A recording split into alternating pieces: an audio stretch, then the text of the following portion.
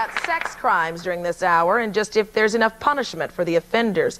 Joining us in silhouette is Michael, a convicted pedophile, a minister turned pedophile. And Michael, before we left, we'd ask you the question of, when a pedophile sexually offends a child, what is it that that pedophile gets out of it? What enjoyment is there in having sex with children?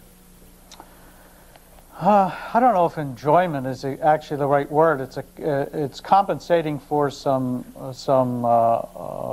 feelings of inadequacy, of anger, of helplessness.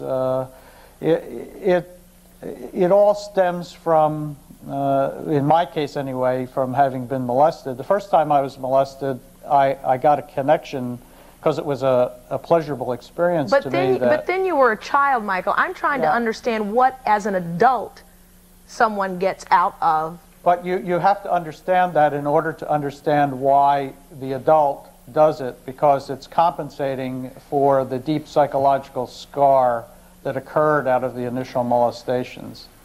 And in turn, you inflict the deep psychological scars on others. And that's the tragedy and the truth. Frank, what keeps you from being a pedophile, if they say that so many times? Oh, I think what keeps me from being a pedophile is that I want to stop people from doing this. I want to prevent it from happening to anybody else. And I think, you know, and I have no desire to be a pedophile. But one thing I want to mention about what the other man asked me before, I'm not asking anybody to trust me. I'm here using my name, showing my face as a survivor of sexual assault and speaking out and encouraging people to speak out, whereas Michael is behind the screen. I'm not behind the screen. Okay. Every 5 minutes in this country, a woman is raped, and most rapists commit 10 to 20 rapes before they're caught. We just heard Michael talking about how he might have abused 50 children, but was only caught because of a few. The man who raped my next guest, Sherry, was never caught, and she's had to live with the emotional consequences of his violent act ever since. Please welcome Sherry.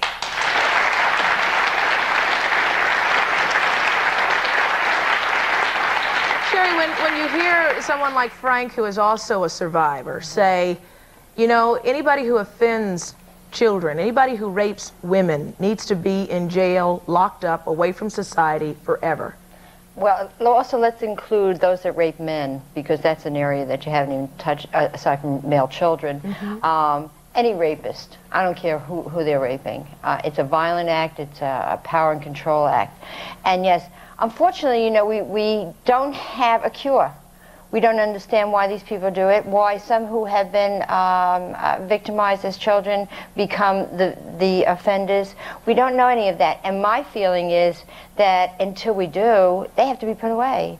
I don't want a Michael walking around the streets. I don't want my child, I don't want any women, I don't want any men who have to walk in this and worry about whether they're going to be sexually attacked. What you said before about that I live with the emotional scars, I think I have to clarify a little bit. Yes, I do. It's 8 years, and I've incorporated it into my experience. I mean, I'm not, you know, like a little girl here who No, you know something what's it. interesting is when we were writing this, I said, is she a victim or a survivor? Survivor. And one of my producers said, oh, no, no, no, no, no. This lady is quick to tell you she is not a victim of rape. She's a survivor of rape. Right. And I thought that was an interesting way to put that. Yeah, I applaud you for that. And I think that one of the ways that people overcome it is to do shows like this and to talk out. And that's how I got involved in the whole victims field and to become, you know, a victim advocate for, and I do legislative work to change the laws.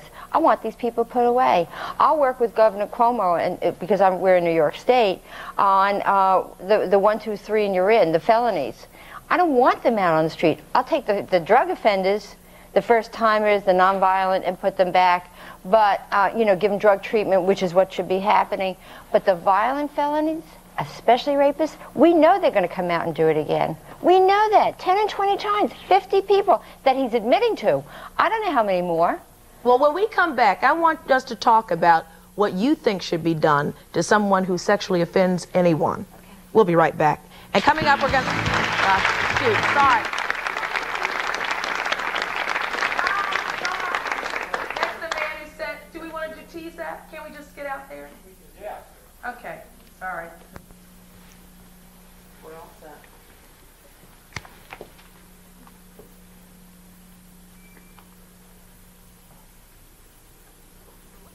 Stand by, guys.